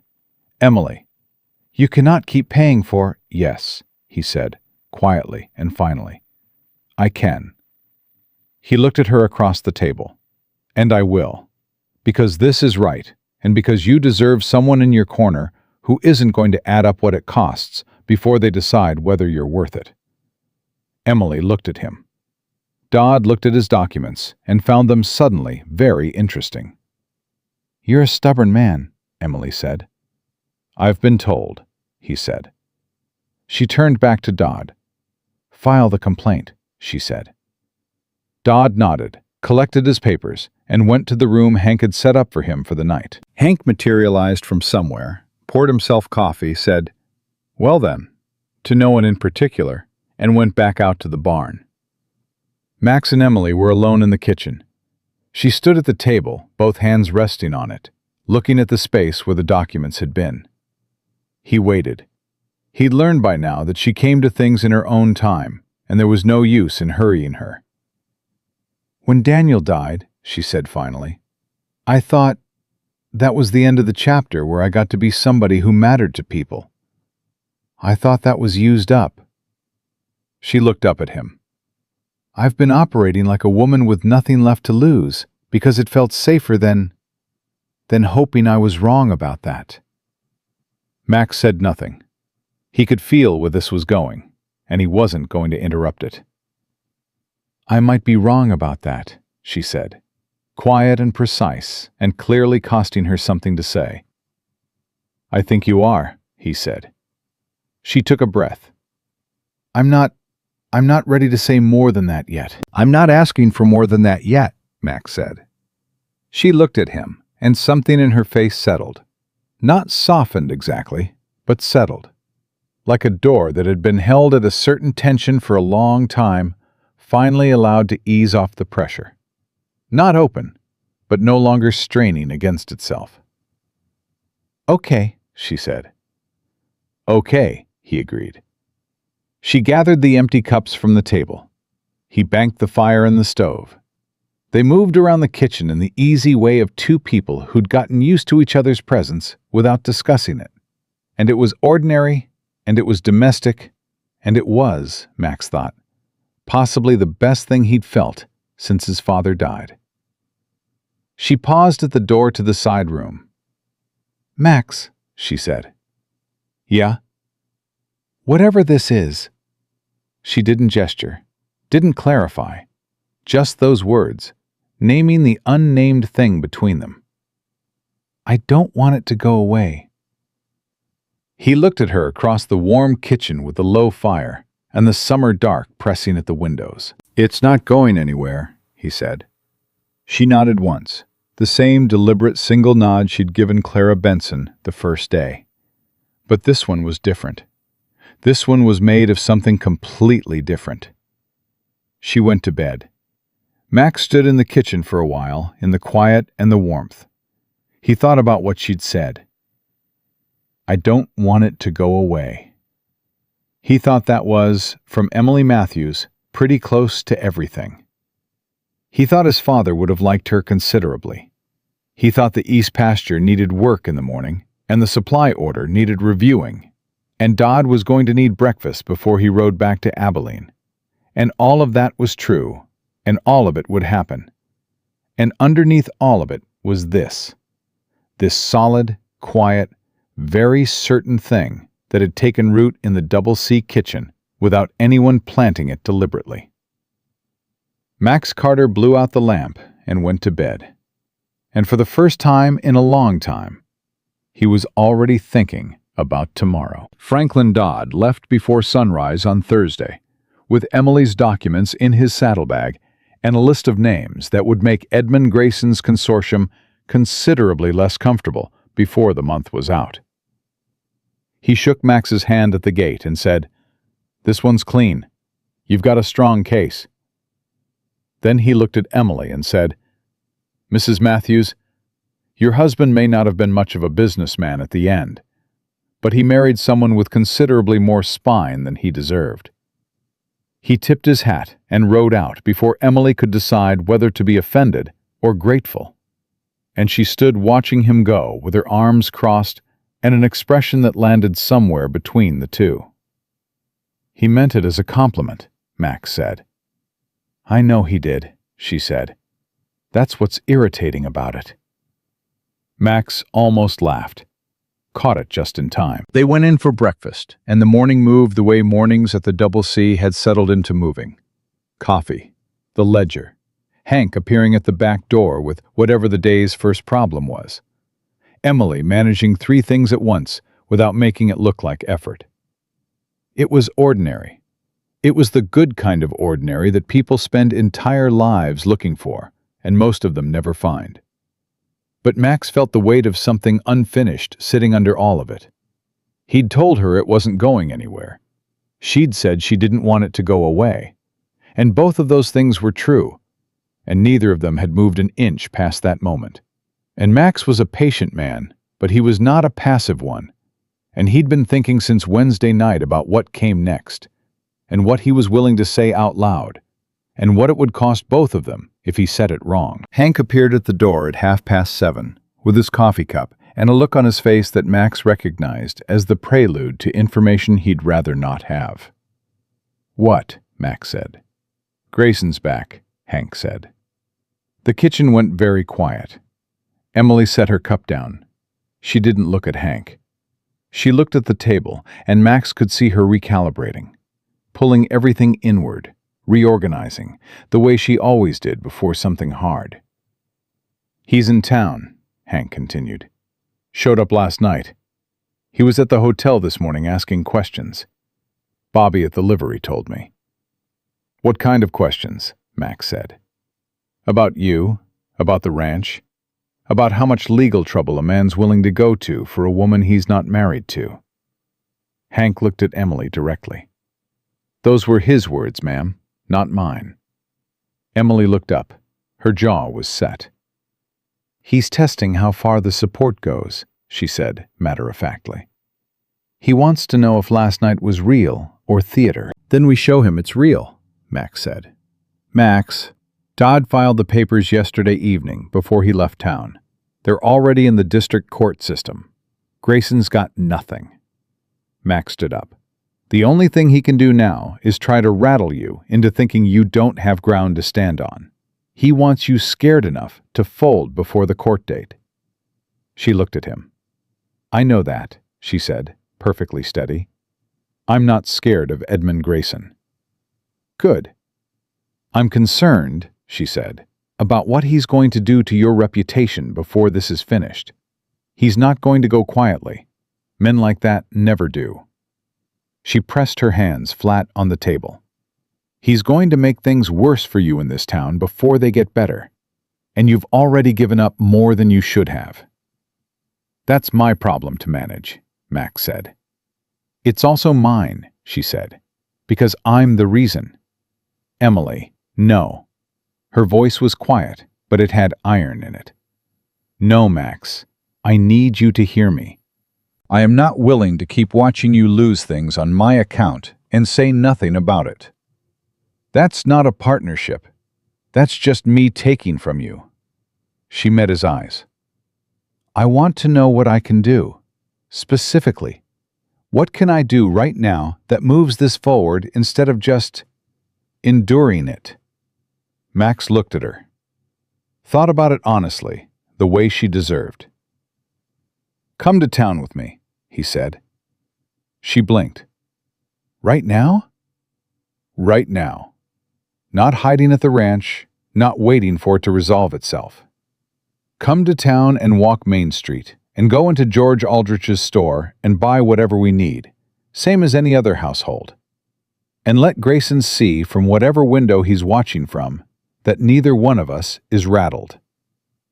She was quiet for a moment. "That's it?" she said. "That's most of it," he said. "What's the rest?" He looked at her steadily. "Trust me." A pause. Then she stood up and untied her apron. "Give me 10 minutes," she said. They drove into Millhaven at 9 in the morning, and Emily Matthews walked into George Aldrich's store like a woman who had every right to be there, which she did, and George met her at the counter with more personal warmth than he'd shown anyone in recent memory, which was its own form of public statement that everyone present took note of. Martha was there too, behind the fabric bolts, and she said, "Emily," like they were friends who'd simply not seen each other in a few days. And Max watched Emily receive that, with the particular stillness of someone not quite sure they're allowed to accept a good thing, but trying anyway. They were 3 minutes into the transaction when Edmund Grayson walked through the door. He saw them immediately. His face did a careful professional thing, a brief tightening that he controlled fast. He came to the counter without hesitation, the way a man moves when he's decided his best option is to proceed like he has the advantage. "Mr. Carter," he said pleasantly. "Mrs. Matthews, what a coincidence." "It's a small town," Max said. "Indeed," Grayson looked at Emily. "I was hoping we might speak again, Mrs. Matthews. I believe there was some misunderstanding about the deed." "There was no misunderstanding," Emily said. She didn't look up from the list in her hand. "The deed is a forgery. I've provided documentation to that effect to a lawyer in Abilene, and a formal complaint has been filed with the district court. If you'd like to discuss it further, you can do so through Franklin Dodd's office." She looked up then, directly at him. "Is there anything else?" Grayson's professional warmth dropped about 10 degrees. "You're making a mistake," he said, quietly enough that only the three of them and George Aldridge could hear it. "I've been told that before," Emily said, "by people considerably more frightening than you, Mr. Grayson.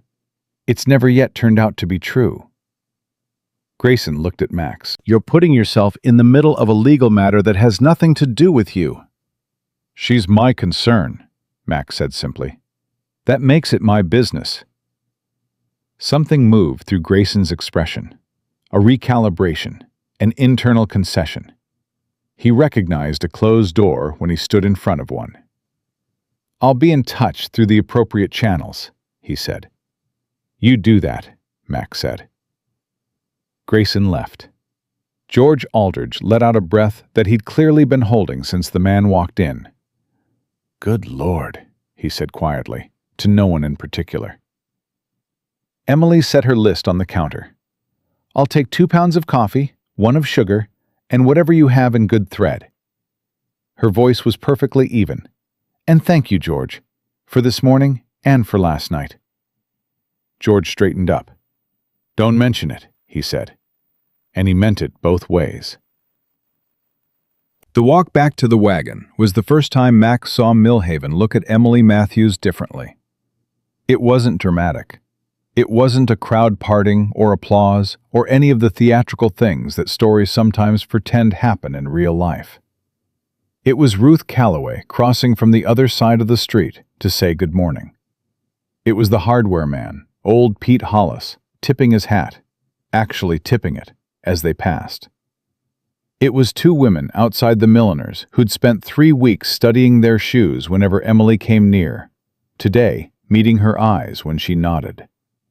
Small things. But small things were how towns change, because towns are made of people, and people change one small decision at a time. Emily noticed. He could tell by the slight shift in how she carried herself. Not less straight, but differently straight. Not the armor anymore. Something under the armor, starting to breathe. They were at the wagon when she said quietly, "It's different." "It is," he said. "Grayson coming in like that was stupid of him. Everyone in that store saw him try to pressure me."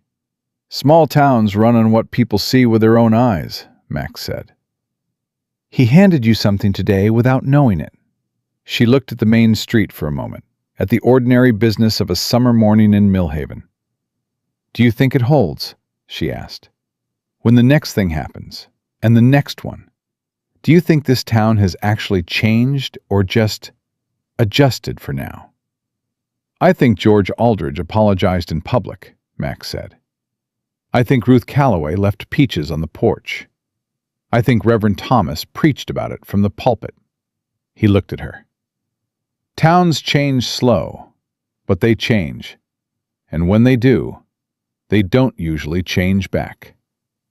She nodded, got up on the wagon bench, looked straight ahead the way she did when she was processing something internally. He drove home, and the summer pressed down warm and real around them, and neither of them spoke much, but the silence between them had completed its long transformation from careful to comfortable, and that was its own considerable thing. The letter from Dodd arrived 12 days later, on a Friday. Grayson's consortium had withdrawn the deed claim entirely. The district court complaint had apparently surfaced 2 prior cases that the consortium had been hoping to keep quiet, and their legal exposure had become significant enough that pressing forward on the Matthews matter was no longer worth the risk. The water rights in Callahan County remained unclaimed. Daniel Matthews's name, whatever damage had been done to it, was cleared of this particular association. Emily read the letter twice at the kitchen table. Then she set it down and was quiet for a long time. "It's over," she said. "It's over," Max agreed. She pressed 2 fingers to her mouth for a moment, looked at the table, looked at the letter. Daniel would have been relieved. He tried to protect me from all of it. He just didn't know how. She said it without grief, without bitterness. Just honest. The way she said everything eventually, once she'd had time to locate the truth of it. He wasn't a bad man. He was a man who made bad choices and didn't know how to stop making them once he'd started. Most people who end up in trouble got there that way, Max said. I know. She folded the letter. I spent a long time being angry at him. Then I spent a long time being ashamed of being angry. She looked up. Now I just miss the man he was in the good years, and that's something I can carry without it breaking me. Max thought that was one of the most honest things he'd ever heard a person say about grief. He'd been holding something since Wednesday. He'd told himself to wait, to give her time, to let things settle after the Grayson business and the council and all the accumulated weight of the past weeks. He was good at waiting. He was a patient man. But looking at her across the kitchen table, with the letter folded under her hands and the summer afternoon sitting loud and warm around the house, he understood that he'd run out of reasons to wait that weren't really just fear dressed up as consideration. Emily, he said. She looked at him. I need to say something, he said, and I need you to let me say it before you respond because I've been trying to figure out how to say it for a while, and I don't want to lose my nerve in the middle. She went still. Not tense, just very present. I know what I told you when you came here, he said. Honest work, fair wages, separate quarters, no strings. I meant every word of it, and I meant to keep it. And I have kept it. He looked at her directly. But I am not the same man I was 5 weeks ago. And this house is not the same house. And I can't sit across from you every morning and every evening and not say what I know to be true. He paused. I love you, Emily. Not as an employer, not as a neighbor or a friend, though I'm both of those things and glad of it. I love you the way a man loves a woman. He wants to build the rest of his life alongside. He let that sit for 1 second. I'm not asking you to say it back. I'm not asking you to make any decision right now. I'm just not willing to let another day go by where you don't know that you are the most important person in my life. And I would rather lose every contract, every account, and every hat tip on Main Street than lose you from this table. The kitchen was perfectly quiet. Emily looked at him for a long moment. He couldn't read her expression, and for one terrible second, he thought he'd misjudged everything, pushed too far, broken the careful thing they'd been building. Then she said, You have terrible timing, Max Carter. He blinked. I've been in love with you since you drove Grayson off this property. she said, flat and matter-of-fact, the way she delivered every truth that cost her something. Possibly before that, possibly since the council meeting. I can't pinpoint it exactly because I spent a considerable amount of energy pretending it wasn't happening. She looked at him. You told me it wasn't going anywhere, and I told myself that was all it was. Just a man being decent. And then I realized, decent men aren't usually willing to lose a cattle contract and fight a Dallas consortium and walk into a council meeting and say the things you said, all for a woman they hired to keep the books. No, Max said, they aren't. So I knew. She pressed her hands on the table. And I was scared. I am still scared. I'm not going to pretend otherwise. She held his eyes. I have not been someone who mattered to anyone in a long time. And the idea of mattering again, the idea of having something real and losing it, that is the most frightening thing I know. Emily, I'm not finished, she pulled in a breath. But I would rather be frightened and honest than safe and half alive. I've tried safe and half alive. It doesn't suit me. Max was very still. Ask me properly, she said. Whatever you're thinking, ask me. He stood up, came around the table. She stood to meet him, and they were standing very close in the kitchen they'd shared for 5 weeks, and the summer heat pressed at the windows, and the house was quiet around them. Will you stay? He said. Not as my housekeeper, as my wife, because I want to build something here with you that's worth something. Not just the land and the cattle and the accounts. Something that matters. Something that has your name on it as much as mine. Emily Matthews looked at him for one long, clear, final moment of decision. Yes, she said. Just that. No condition, no qualifier, no careful management. The plainest and most complete yes he'd ever heard. He took her hand. She let him. And in the kitchen of the Double C, in the middle of an ordinary summer afternoon, something that had been building for 5 weeks finally arrived at its destination, quiet and certain, and utterly without doubt. They were married 6 weeks later on a Saturday in Reverend Thomas's church, which was full. Not just politely full. Genuinely, standing room, people in the doorway full. Ruth Calloway brought flowers from her garden. Martha Aldrich organized the reception at the meeting hall with the particular efficiency of a woman who'd been waiting for an occasion worthy of her abilities. Hank stood up beside Max, with his hat clean and his jaw suspiciously working, which was the closest Hank Dawson had ever come to visible emotion in his life, and everyone had the grace not to mention it. George Aldrich shook Emily's hand at the reception and said, I hope this town treats you the way it should have from the start.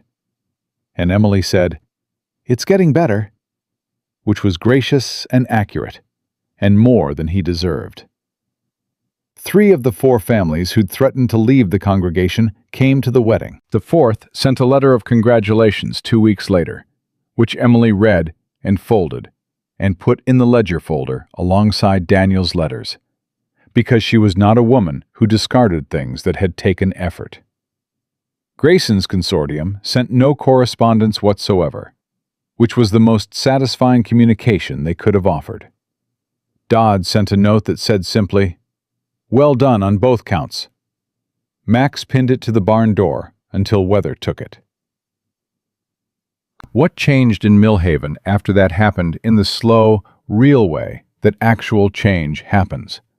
Not in announcements or declarations, but in the accumulated weight of small, daily decisions made differently than they'd been made before. It was women who'd closed their doors to Emily, stopping to talk to her on Main Street, then introducing her to their children, then appearing on the Double C porch with preserves or questions about the ranch accounts or invitations to things that mattered. It was men who'd pulled their business from Max, finding their way back, and eventually, a few of them, to something that looked like genuine respect. It was the church pew that had emptied 3 months ago, now filling up around Emily on Sunday. The same families who'd shuffled away, sitting close and easy, and acting for all the world like none of it had ever happened. Which was not the same as an apology, but was, Emily concluded, the next best thing that reality was likely to offer. She accepted it. She was a practical woman. The Callahan County water rights claim was eventually picked up by a legitimate surveying company and disputed properly through the courts, where it became someone else's long legal problem, and no longer Emily's. The Double C's accounts, reorganized under Emily's management through the summer, finished the year with numbers that made Max look at them 3 times to be sure they were real. The East pasture paid for itself 6 weeks earlier than projected. 2 new contracts came in before October. Not the Holloways. They stayed gone. And Max found he didn't miss them. But 2 others, solid and reliable and entirely uncomplicated. Hank said, one evening in the early fall, standing at the fence watching the cattle move slow and steady in the cooling air, "Your father would have liked how this turned out." "Yeah," Max said. "He would have liked her." "He'd have liked that you didn't fold," Hank said, "when it would have been easier." Max was quiet for a moment. "It was never actually easier." Hank nodded, like that was the answer he'd expected. "No," he said, "I don't suppose it was." He walked back toward the barn, and Max stayed at the fence and looked at the land his father had built, and thought about what it meant to hand something forward. Not just an operation or a name, but a standard. A way of being in the world that said some things matter more than convenience, and some people are worth standing next to when the whole town tells you to step away. Emily came out and stood beside him. She didn't say anything. She'd gotten better at that, at standing in a good moment without narrating it, without managing it, without holding herself slightly apart from it. She was working on letting good things land, and she was getting better at it every week. And Max loved her for the effort as much as for anything else. He reached over and took her hand. She held it. They stood at the fence of the Double C on a September evening that was cooling at last after the long, hard summer, and the cattle moved, and the land ran out to the horizon in every direction. And it was his, and it was hers, and it was built on something solid enough to hold. "You all right?" he asked. He asked her that most evenings. He'd keep asking it. "I'm better than all right," she said. And she meant it. Not the polite kind, not the careful kind, but the full, honest version that had taken her most of a summer to find her way back to. Max Carter looked at the land his father had left him, with Emily Matthews's hand in his, and the Double C at his back, and a whole life ahead of them that neither one had planned and both of them had earned, and understood, quietly, completely, without needing to say it out loud, that a man who does right by the people in his care will always, in the end, find himself exactly where he's supposed to be. That was the thing about mercy. You gave it freely, without expectation, and it changed everything anyway, every single time.